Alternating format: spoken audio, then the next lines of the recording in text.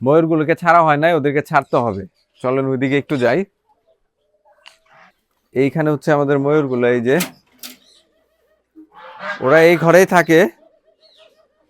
আয় আয় আয় আয় আয় আয় আয় আয় আয় আয় আয়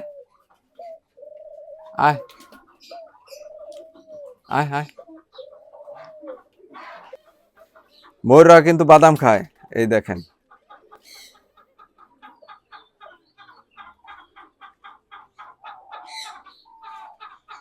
আস্ত বাদামটা ওরা হচ্ছে গিলে ফেলে।